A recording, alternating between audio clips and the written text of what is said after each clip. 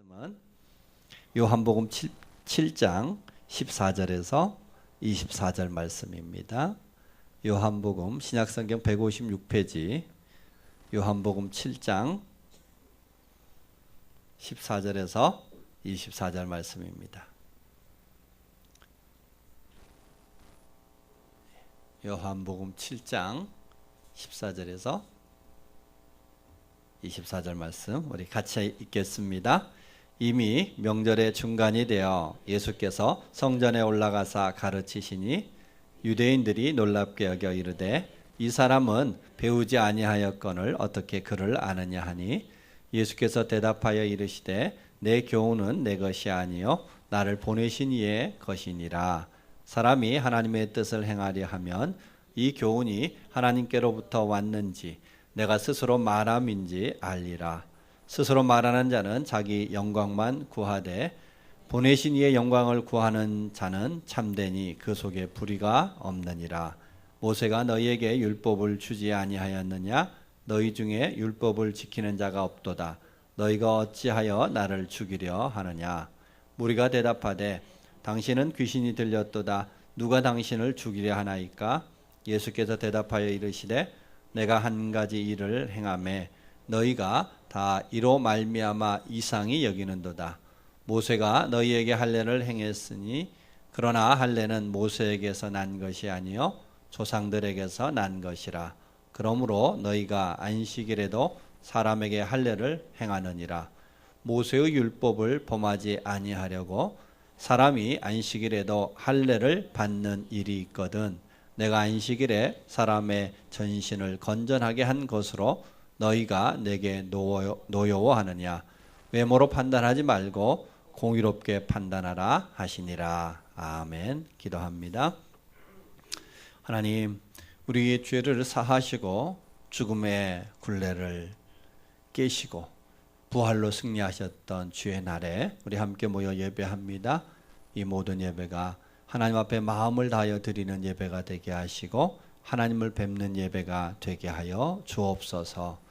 하나님 앞에 나올 때에 주님의 주셨던 은혜와 주의 돌보심과 베푸심 안에서 우리가 살아가는 것을 알기에 그 물질에 마음 담아 믿음 담아 수고와 정성 담아 우리 하나님 앞에 올려드립니다. 하나님께서 받으시고 우리 가정들마다 또 그 삶의 터전에서 필요한 것들마다 하나님께서 둘이 살피시며 채우시는 은혜를 베풀어 주시옵소서.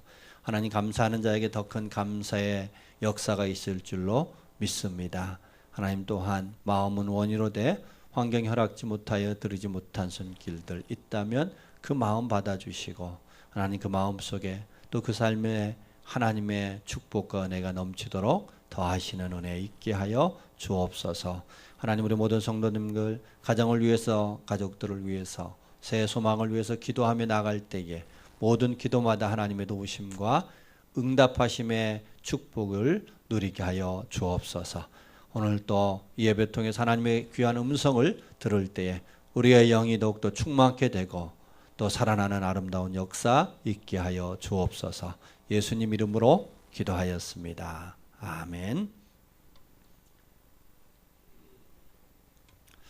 오늘 우리에게 주시는 말씀을 통해서 살아있는 신앙이란 제목으로 하나님 말씀 함께 나누겠습니다.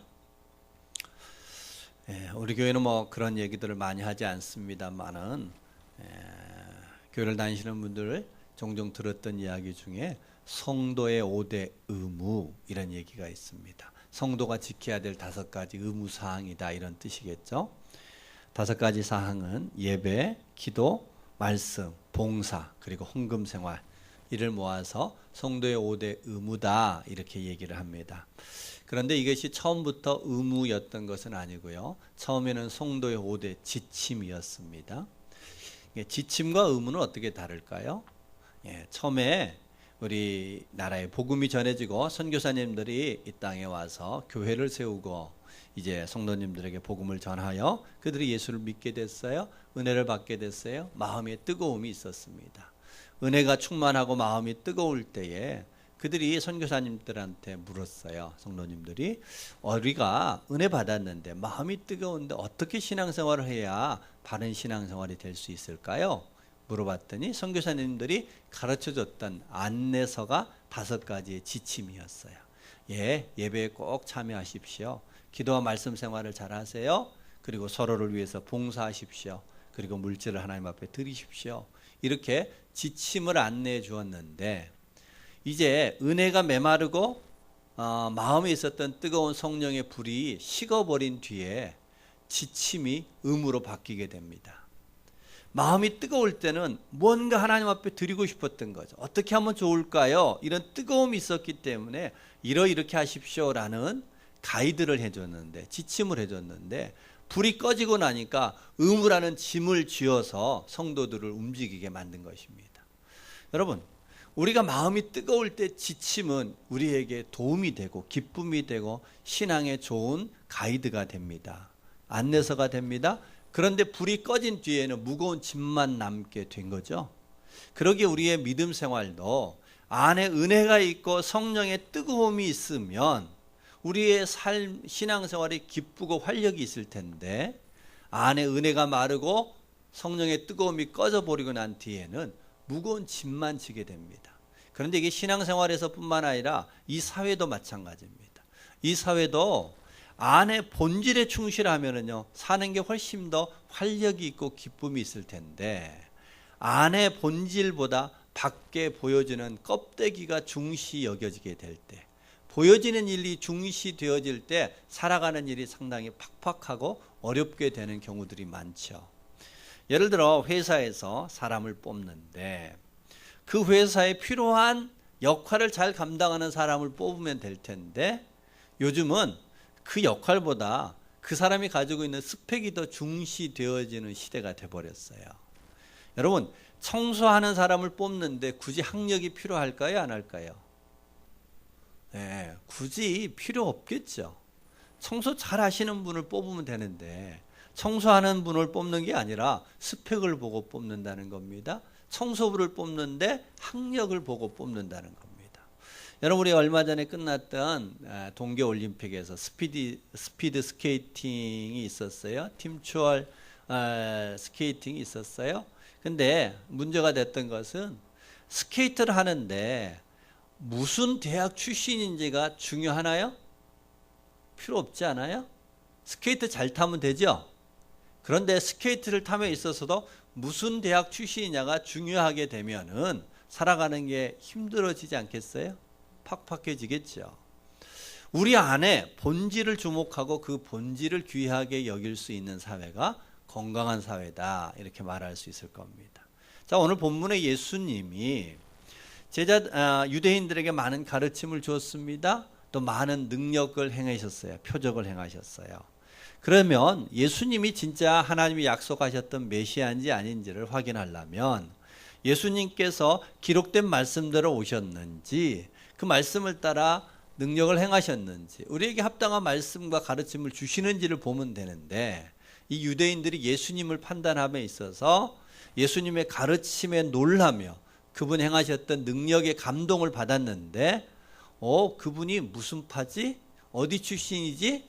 누구한테 배웠지? 라고 예수님의 겉으로 드러나는 외적인 것으로 예수님을 판단하고 예수님을 믿지 않았더라, 이런 얘기입니다. 자, 오늘 본문 우리 같이 한번 읽어봅니다. 15절에서 17절을 함께 읽겠습니다. 시작. 유대인들이 놀랍게 여겨 이르되 이 사람은 배우지 아니하였거늘 어떻게 그를 아느냐 하니, 예수께서 대답하여 이르시되 내 교훈은 내 것이 아니요 나를 보내신 이의 것이니라. 사람이 하나님의 뜻을 행하려 하면 이 교훈이 하나님께로부터 왔는지 내가 스스로 말함인지 알리라. 여러분, 예수님께서 어느 지파, 어디 출신, 그리고 그분이 누구에게 배웠는지가 중요하지 않음에도 불구하고 유대인들은 본인들의 선입견과 편견을 가지고서 예수님을 판단하고 있더라, 이런 얘기입니다. 예수님의 겉으로 드러나는 모습 때문에 예수님을 받아들이지 않고 있더라, 이런 얘기입니다. 그럴 때 예수님이 이렇게 얘기하셨어요. 예수님은 나는 어느 출신, 어느 지파, 어디 누구로부터 배운 게 아니라 나는 하늘로부터 왔어. 하늘로부터 배웠어. 하나님으로부터 배웠어. 라는 명쾌한 답을 주십니다. 여러분, 우리의 삶이 이 땅에 살아가면서 믿음 생활을 하면서 하나님을 받고 하늘의 것을 받아들임에 있어서 우리의 편견과 선입견이 큰 장애물이 될 수가 있습니다. 내 경험이나 내 지식이나 내 편견을 가지고 하나님을 판단하는 일들이 생기더라 하는 겁니다. 여러분, 예수님을 전도하다 보면, 복음을 전하다 보면 많은 사람들이 그런 얘기합니다. 예수님이 어떻게 무리로 걸을 수 있어? 말이 됩니까? 이해가 되나요? 따지고 묻습니다. 자기 기준으로 예수님을 판단하는 거겠죠? 여러분, 그런데 한번 바꿔 생각해 보세요. 하나님이 물에 빠졌어. 더 이상하지 않아요? 여러분, 하나님이 무리를 걷는 게 이상해요? 물에 빠지는 게 이상해요? 물에 빠지는 게 훨씬 더 이상한 거죠. 여러분, 예수님이 오병이어로, 그죠? 떡 5덩이와 물고기 2마리로 5,000명을 먹였대. 그게 말이 돼? 여러분, 근데 만약에 하나님이 그 정도도 못하시면 하나님이 될 수 있을까요? 못하시는 하나님이 더 이상하지 않을까요? 우리의 생각과 기준을 가지고, 편견을 가지고 하나님을 재는 거예요. 하나님을 내가 판단하려고 하는 거예요. 그러기에 하나님의 하나님 되심을 알지 못하고 하나님을 믿고 그 하나님의 생명과 사랑이 내게 부어지는 일들이 막히게 되더라 하는 겁니다. 여러분, 바닷속에 아무리 물이 많아도 병뚜껑을 딱 닫아서 바닷속에 집어넣으면 그 병 속에 물 한 방울 들어가지 않죠.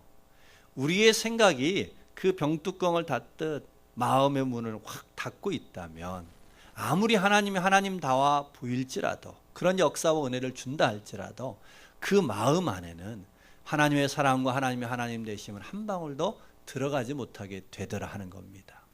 자, 그러기에 오늘 우리는 이 말씀을 통해서 하나님이, 살아계신 하나님이 바로 그들 앞에서 가르쳐 주시고 또 놀라운 능력들을 베풀어 주심에도 불구하고 그들의 심령 속에는 그 생명이 한 방울도 들어가지 못했던 이 유대인들의 강팍한 모습을 통해서 오늘 우리는 정말 하나님이 우리를 위하여 다가오신 우리를 살리기 위함이요, 우리가 가는 곳마다 사람을 또한 살리고 복되게 하는 삶을 살기를 바라시는 마음으로 우리에게 믿음을 주셨는데, 그 믿음이 그와 같이 살아있는 믿음이 아니라 죽은 믿음이 되어질 때가 많더라 하는 겁니다. 그래서 오늘 말씀을 통해서 우리는 살아있는 신앙이 무엇인지를 돌아보고 그 살아있는 신앙의 특징을 생각해 보고, 먼저는 우리의 믿음이 살아있는 믿음 되게 하는 은혜 있기를 바랍니다.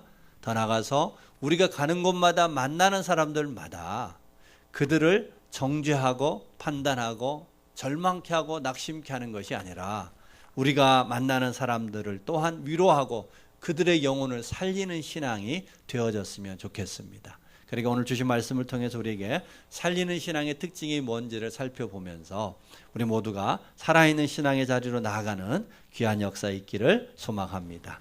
첫 번째, 살아있는 신앙은 문자에 매이기보다 그 속에 담긴 사랑을 집중한다 하는 겁니다. 여러분, 우리 안에서 이 문자는 되게 중요합니다. 우리 기독교의 믿음은 계시의 종교라고 얘기해요. 그래서 하나님의 기록된 말씀이 되게 중요해요. 문자는 중요해요.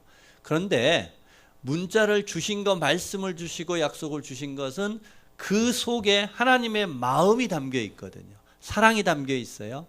우리가 연애 편지를 오면은 그 연애 편지를 통해서 우리가 주목하는 것은 그 사람이 나를 좋아한다는 건지 싫어한다는 건지 그 마음 아니에요?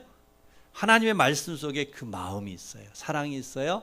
그런데 우리는 그 마음은 뒤로 한 채 문자에 매이는 경우들이 있더라는 겁니다. 그러면 죽은 신앙이 되더라 하는 것이죠. 오늘 우리가 읽었던 본문 다시 한번 같이 읽습니다. 19절 말씀을 함께 읽어보겠습니다. 모세가 너희에게 율법을 주지 아니하였느냐? 너희 중에 율법을 지키는 자가 없도다. 너희가 어찌하여 나를 죽이려 하느냐? 여러분, 율법, 또 모세를 통해서 주었던 하나님의 약속, 이것들이 유대인들에게는 큰 자랑거리였습니다. 우리는 유대인들을 성민 의식을 가진 사람들이라고 말합니다. 하나님 앞에 택함 받은 사람이라는 그러한 자신들의 자랑거리가 있었어요. 그런데 하나님 앞에 택함 받은 증거로 그들이 삼았던 것은 자신들에게 말씀이 있었다. 율법이 있었다. 성전이 있었다. 자, 여러분, 율법을 주셨던 거, 하나님이 말씀을 주신 것은 그 마음에 담겨진 마음이 더 중요하다겠어요? 그런데 유대인들은 그 주셨던 율법을 어떻게 생각했냐면, 우리한테는 율법이 있어 라는 율법을 소유하는 것을 자랑했지 율법을 따라 지키려고 하지 않았더라. 곧 율법 속에 담겨져 있는 하나님의 사랑을 외면했더라, 이런 얘기입니다. 오늘 주님이 뭐라고 얘기하셨어요? 율법을 지키는 자가 없다 얘기하시면서 너희는 어찌하여 나를 죽이려 하느냐. 여러분, 율법의 핵심 중에 핵심이 십계명이라는 게 있습니다. 그 중에 하나가 살인하지 말라이죠. 그런데 이들은 율법을 가지고 있음에도 불구하고 그들이 율법을 어기는 사람을 죽이려고 하는, 그 율법을 주셨던 하나님을 죽이려고 하는 마음을 가졌더라, 이런 얘기입니다. 그들은 곧 율법의 매인자가 되어졌지, 문자의 매인자가 됐지, 그 율법 속에 담겨져 있는 하나님의 사랑을 외면했다, 이런 얘기입니다. 요즘 아이들한테는 그런 얘기 잘 안 들려주는 것 같은데, 저희 자랄 때 어른들이 많이 해줬던 이야기 중에 하나가, 청개구리가 비만 오면 왜 우는지 아니? 그런 얘기 해줬어요. 여러분 아시나요? 청개구리가 비 오는 날 왜 우는지? 어른들이 그런 얘기 들려줬어요. 청개구리가 말을 무지무지 안 들었어요. 엄마가 시키는 일 정반대로만 했다고 해요. 그래서 늘 엄마 말에 정반대로 일했던 이 청개구리 아들이 있었는데, 이제 시간이 지나서 청개구리 엄마가 돌아가시게 됐어요. 죽게 됐어요. 엄마가 고민을 했습니다. 이놈은 시키는 것마다 정반대로만 해. 내가 죽어서 나를 묻어달라고 해야 되는데 어디에 묻어달라고 하지? 엄마가 고민했어요. 머리를 썼어요. 늘 반대로만 했기 때문에 아들한테 부탁을 했습니다. 엄마가 죽거든 산에 묻지 말고 냇가에 묻어줘. 예, 유언을 했어요. 어머니가 돌아가셨어요. 아들 청개구리가 어떻게 했을까요? 예, 원래대로라면, 엄마 계획대로라면 냇가가 아니라 산에 묻어줬어야 되는데 엄마의 유언이니까 하는 수 없이 냇가에 묻어드렸어요. 그래서 비만 오면은 엄마 무덤 떠내려갈까봐 그렇게 서럽게 울더라. 이런 얘기 들어본 적 있으셔요? 예, 그렇죠. 이 아들 청개구리가 뭘 잘못했냐면은 엄마의 마음을 읽지 못한 거죠. 문자에 매였던 겁니다. 마음을 읽지 못하고 문자에 매이다 보니까 엄마가 원했던 거하고 정반대로 행하게 됩니다. 여러분, 우리도 그렇습니다. 문자 중요해요. 예수님이 안식일에 사람을 고치는 일들, 그들이 싫어했던 거예요. 그런데 안식일이라는 문자보다 더 중요한 것은 그 안식일에 담겨져 있는 정신이죠. 그 안식일에 담겨져 있는 하나님의 사랑과 은혜가 훨씬 더 중요했던 겁니다. 근데 문자에 매이다 보니까 그 본질을 잃어버렸어요. 그 마음과 사랑을 잃어버렸어요. 그래서 성경은 율법에 대하여 우리에게 가르쳐주는 중요한 두 가지의 말씀 여러분에게 읽어드리겠습니다. 로마서 3장 20절 말씀입니다. 그러므로 율법의 행위로 그 앞에서 의롭다 하심을 얻을 육체가 없나니 율법으로는 죄를 깨달음이라. 여러분, 하나님이 주셨던 이 율법의 역할, 기능이 뭐냐면은 우리 인간이 스스로 하나님 앞에 구원받을 수 없더라. 스스로 하나님 앞에 의로워질 수 없더라. 그것을 깨닫는 겁니다. 내가 죄를 깨닫는 겁니다. 여러분, 병원에 가면 엑스레이를 찍어요. 엑스레이를 찍는 이유는 어디 뼈가 부러졌는지를 확인하기 위함이지 엑스레이를 100번 찍는다고 낫지 않죠. 율법은 우리를 고치는 일이 아니라 우리가 연약하기에 속히 하나님의 사랑으로 피하라는 말씀입니다. 내 스스로 구원받을 수 없기에, 나 스스로 혼자 살 수 없기에 하나님의 도우심을 찾으라는 뜻입니다. 그러기에 갈라디아서 2장 16절에 또 이와 같이 얘기하세요. 사람이 의롭게 되는 것은 율법의 행위에서 난 것이 아니요 오직 예수 그리스도를 믿음으로 말미암는 줄 아는 거로 우리도 그리스도 예수를 믿나니 이는 우리가 율법의 행위로가 아니라 그리스도를 믿음으로써 의롭다함을 얻으려 함이라. 아멘. 우리를 의롭게 하는 것은 율법의 행위로서는 도무지 불가능하더라. 오직 예수 그리스도를 믿는 믿음으로만 가능하더라. 이런 얘기입니다. 우리 기독교 문학에 금자탑이라 할 수 있는 존 버년의 철로 역정이라는 책이 있습니다. 아이들을 위하여서 만화로도 많이 나와 있어요. 여러분 꼭 한번 읽어보시기를 부탁드립니다. 철로 역정의 주인공은 크리스찬이라는 주인공이 나옵니다. 크리스찬이 어떤 방에 들어가게 됐습니다. 먼지가 가득한 방이었어요. 발걸음을 내디뎌도 푹푹 올라올 만한 먼지가 잔뜩 쌓인 방이었습니다. 잠시 후에 한 소년이 비를 들고 들어와서 그 방을 열심히 쓸어요. 여러분, 방에 먼지가 가득한 방에 그냥 비질을 열심히 하면 어떻게 되죠? 먼지가 뿌옇게 올라오죠. 네, 앞이 하얘질 만큼 먼지가 뿌옇게 올라왔어요. 비질을 열심히 했어요. 그러나 먼지는 하나도 제거되지 않았어요. 소년이 나간 뒤에 이 크리스찬 주인공이 안내자에게 묻습니다. 이게 무엇이죠? 그랬더니 그 안내자가 이건 율법입니다 라고 답합니다. 잠시 후에 소녀가 들어와서 물을 부어서 깨끗이 청소를 합니다. 물을 붓자 그 지저분했던 먼지들이 싹 제거가 됐어요. 조용했지만 이 앞전의 비질처럼 들쑤시고 번잡스럽지 않았으나 조용했으나 먼지가 깨끗이 씻겨졌어요.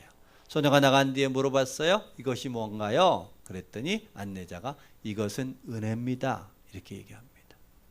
여러분, 율법은 하나님이 우리에게 중요한 죄를 깨닫게 하기 위하여 주셨던 중요한 말씀입니다. 그런데 율법은 뭔가 번잡스럽고 뭔가 요란하고 뭔가 들쑤셔 넣는 것 같고 그렇지만 아무것도 바꾸지 못하는, 변화시키지 못하는 한계가 있다는 것입니다. 무엇만이 바꿀 수 있어요? 은혜만이 바꿀 수 있습니다. 은혜는 아무것도 아닌 것 같은데 은혜가 흐르기 시작하면, 그 하나님의 사랑의 마음이 우리에게 들어오기 시작하면 거기로부터 변화되는 것입니다. 그러기에 여러분, 율법은 의로운 것이지만 그걸로 사람을 바꾸는 일이 없어요. 그것은 우리가 하나님의 은혜가 필요한 것임을 알게 할 뿐이에요. 은혜의 자리로 나아가라는 것입니다. 여러분, 우리의 삶이 어떨 때 죽은 신앙이 되어 문자에 매여 있는 것입니다. 율법에 매인 신앙이 되면은 나도 죽고 남도 죽이는 신앙이 되더라 하는 것입니다. 반대로 그 율법 앞에서 내가 스스로 살 수 있는 존재가 아니라는 나의 한계점을 인정하고 하나님의 은혜의 자리로 나아갈 때 그 율법 안에 담겨져 있는 하나님의 진실된 사랑을 알게 될 때에 우리는 새롭게 되는 은혜가 있는 줄 믿으시기 바랍니다. 부모들이 자녀에게 드리는 회초리는 회초리의 핵심이 있는 게 아니라 그 회초리를 드는 그 부모의 마음을 볼 수 있으면 회초리가 그 아이를 바꾸어내는 것입니다. 아이를 새롭게 하는 것입니다. 여러분, 하나님의 율법 속에 있는 그 문자에 매이는 자가 아니라 그 속에 담겨져 있는 하나님의 사랑을 볼 줄 아는 저와 여러분 되기를 소망합니다. 그것이 살아있는 신앙입니다. 죽은 신앙은 나도 죽고 나도 정죄할 뿐만 아니라 또 다른 사람도 죽이는 일을 반복하게 되는 겁니다. 우리가 율법을 쫓아 일하게 되면은 바로 소년이 먼지 가득한 방에 들어와 비질을 하는 것처럼 많은 것들을 들쑤셔 놓는 것 같으나 아무도 바꾸지 못하는, 아무에게도 새롭게 하는 일이 없는 그와 같은 삶 될 수 있기에 문자의 매인 자가 아니라 그 속에 담긴 하나님의 사랑과 은혜를 알고 그 사랑과 은혜가 흐르게 하는 그런 살아있는 신앙 되기를 소망합니다.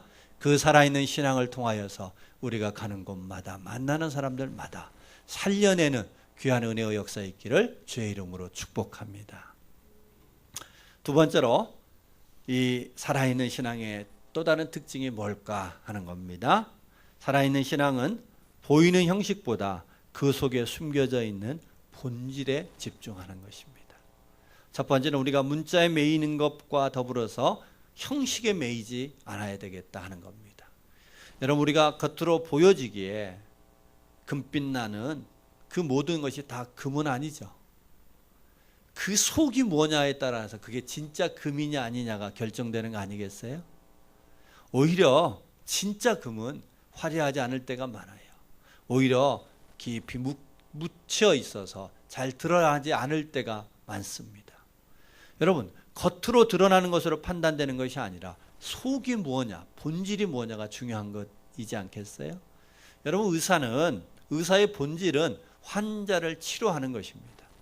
여러분, 의사가 아무리 좋은 가운을 입고 폼을 잡는다고 해서 의사답다라고 말하기 어렵겠죠? 의사가 돈을 많이 벌었다고 해서 그 사람이 의사답다라고 말할 수 없습니다. 오히려 의사의 모습은 겉으로 드러나지 않지만 환자 앞에서 그가 질병과 맞서 싸우는 일에 혼신을 다할 때 진짜 의사답다라고 우리는 말하죠. 본질이 살아있어야 의사다운 것처럼 목사가 목사다운 것은 유명세를 타는 것에 있지 않아요? 큰 교회를 한다고 해서 목사다운 게 아니라 하나님의 말씀을 하나님 말씀답게 잘 가르치려고 말씀 앞에 혼신의 힘을 다하고 성도들의 바른 신앙을 위해서 하나님 앞에 겸손히 무릎 꿇는 목사가 바른 목사이지 않겠어요? 그 목사답다라는 것, 의사답다라는 것은 본질에 충실한 것입니다. 그렇죠? 오늘 그러기에 우리 신앙에 있어서도 비춰주는 외적인 모습보다 더 중요한 것은 그 안에 흐르는 본질이어야 되겠습니다.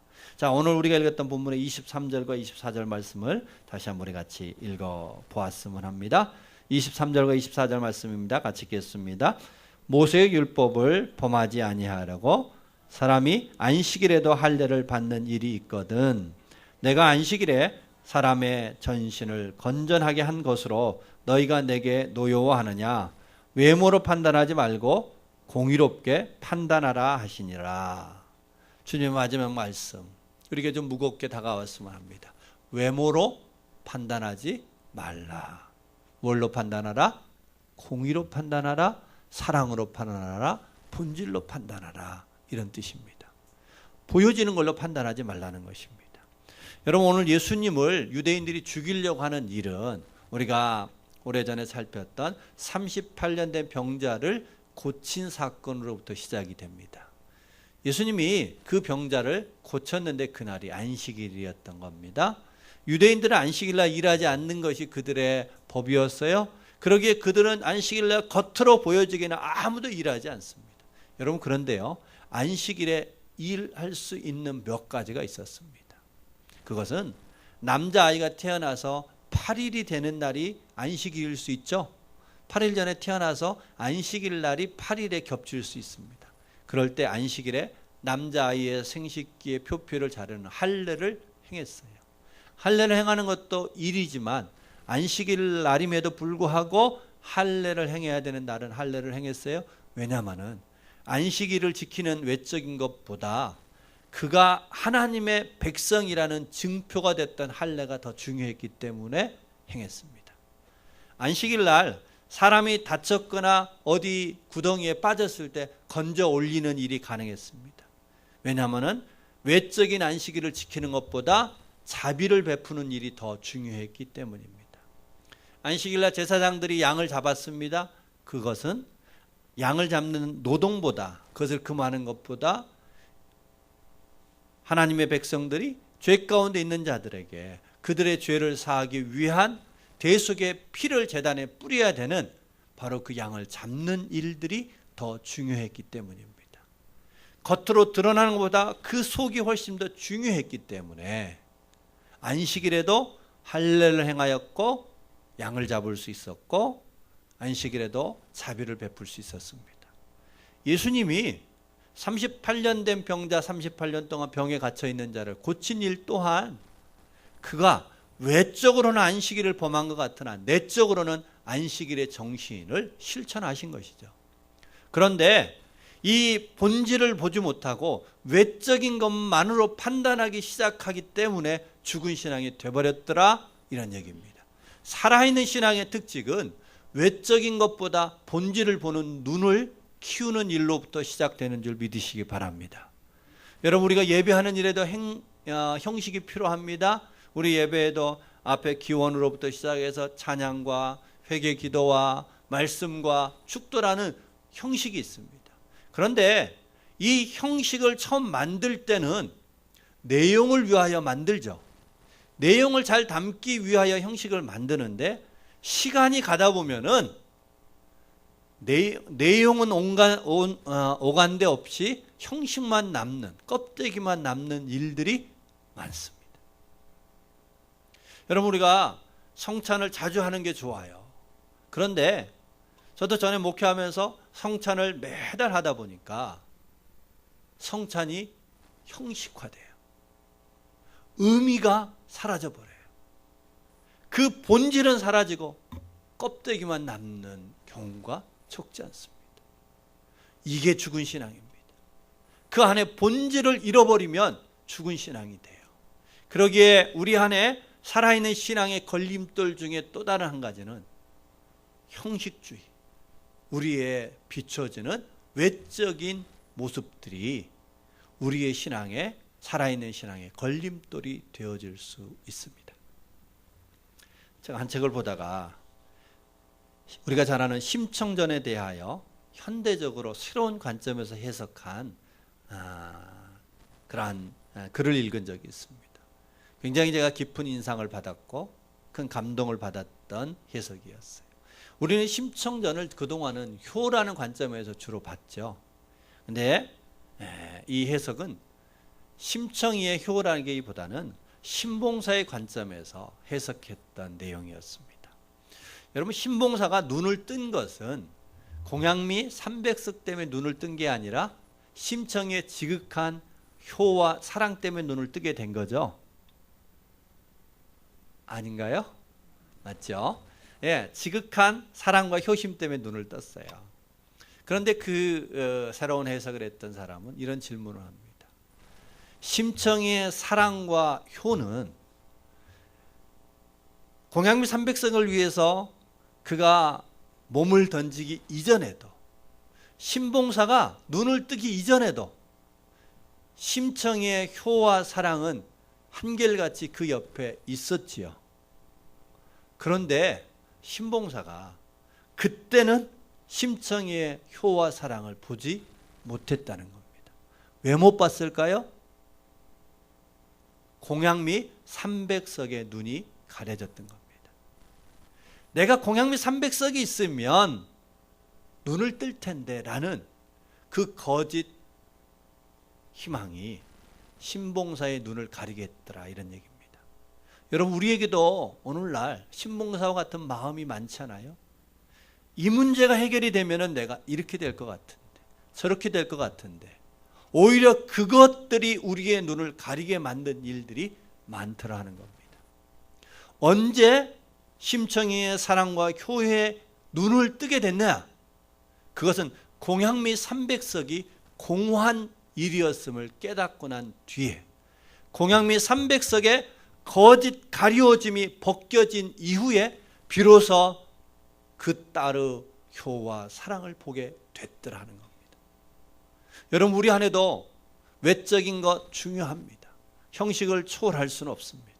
그러나 형식보다 더 중요한 것은, 그 형식에 가려져서 본질을 보지 못하는 일, 공양미 300석의 눈이 가려서 심청이의 효와 사랑을 보지 못한 우매함의 신봉사와 같이 우리도 외적인 형식에 가려 본질을 잃어버리게 되는 일들이 적지 않다는 겁니다. 그것이 죽은 신앙의 길이요. 반대로 살아있는 신앙은 그 보여지는 형식을 거두어내고 본질을 보는 일, 그 눈이 열릴 때 우리의 신앙은 살아있는 신앙 될 줄로 믿습니다. 여러분, 우리에게 기도는 매우 중요합니다. 그런데 기도의 핵심이 어디에 있을까요? 우리가 하나님 앞에 기도하는 것은 내가 열심히 기도하였더니 응답되어짐에 있는 게 아니라, 우리의 기도는 철저히 하나님의 사랑과 은혜의 뿌리를 두고 있는 겁니다. 우리가 우리 부모에게 무언가를 구할 때 그 부모님이 우리에게 그것들을 들어주시는 이유는 내가 열심히 구했기 때문이 아니라 부모의 사랑과 은혜 때문에 들어주시는 거죠. 하나님도 똑같습니다. 내가 잘 구했기 때문에, 열심히 구했기 때문에, 지극정성으로 구했기 때문이 아니라 하나님의 사랑 때문에 응답의 역사가 있습니다. 그러기에 기도라는 것은 하나님의 사랑과 은혜에 나를 맡기는 겁니다.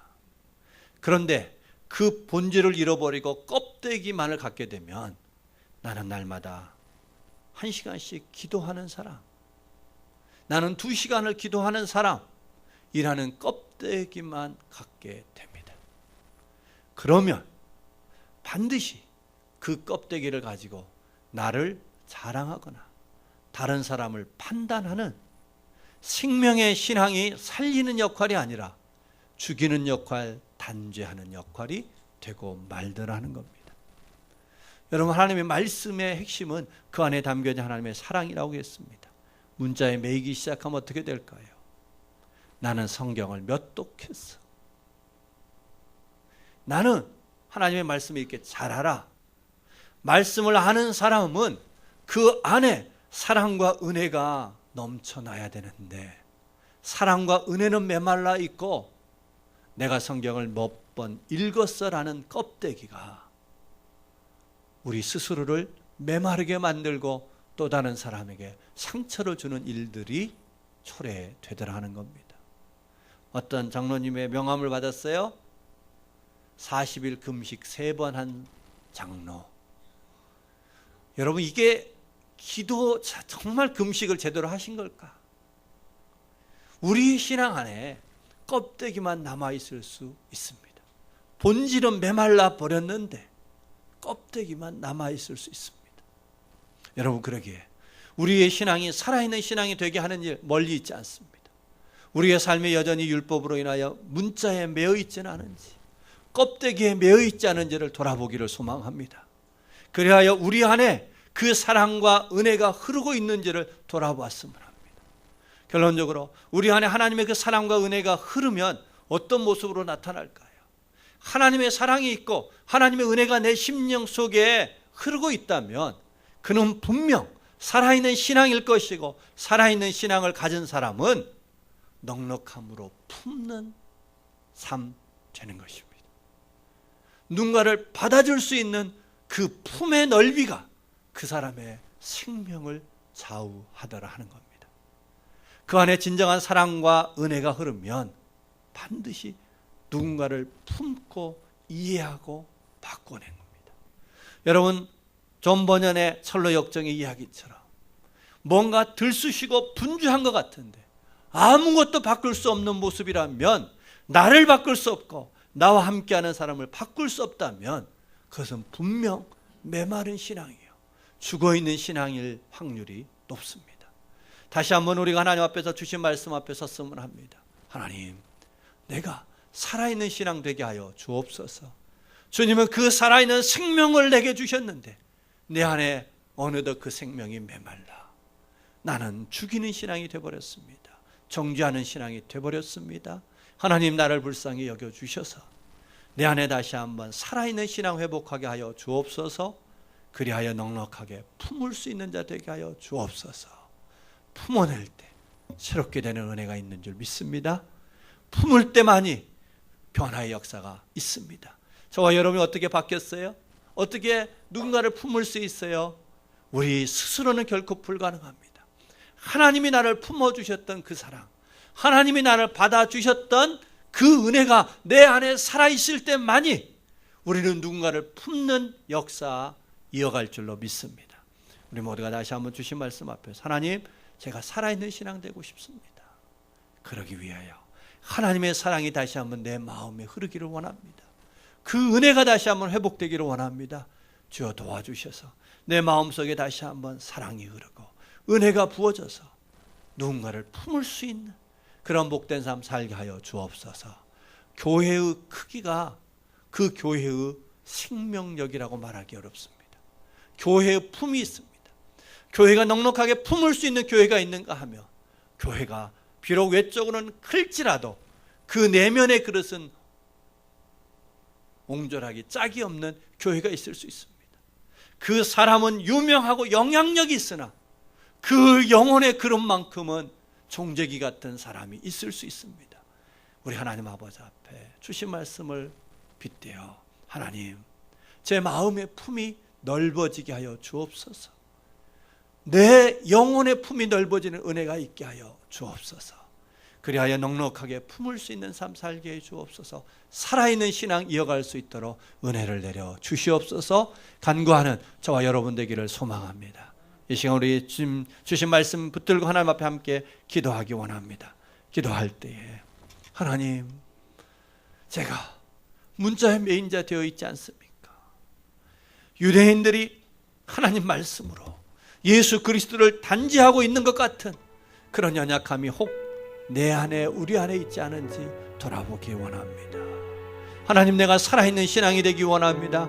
그러기 위해서 문자에 담아주시고 하나님께서 우리에게 주셨던 신앙의 본질을 회복할 수 있도록 도와주셔서 우리 안에 서로를 품고 서로를 받아들일 수 있는 그 수용의 그릇, 품의 그릇들이 넓어지는 역사 있게 하여 주셔서 살아있는 신앙 되게 하여 주셔서 나도 늘 새로워지는 역사가 있을 뿐만 아니라 우리 교회가 늘 새로워지는 역사, 서로를 변화시켜 줄 수 있는 그러한 생명력 있는 교회가 되어줄 수 있도록 은혜 내려달라고 우리 같이 한번 기도하겠습니다.